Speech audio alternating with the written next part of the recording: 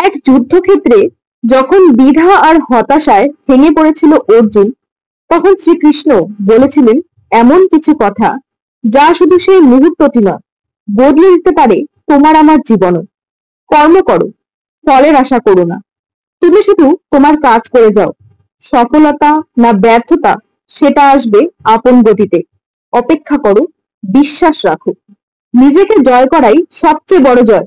পৃথিবীকে জয় করার আগে তোমাকে জয় করতে হবে তোমার ভয়, সন্দেহ আর অলসতাকে।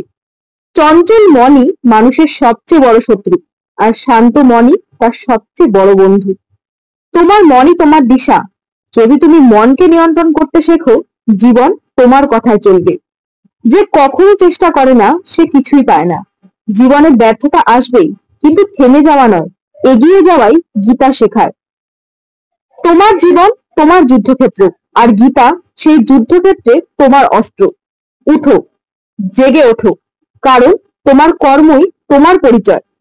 শ্রীমদ্ ভগবত গীতার বাণী শুধু ধর্ম নয়, এটি জীবন জয় করার পথ। আমার কথাগুলো আপনাদের ভালো লেগে থাকলে ভিডিওটি অবশ্যই লাইক এবং শেয়ার করুন, আর আমার চ্যানেলটি সাবস্ক্রাইব করে আমার পাশে থাকুন।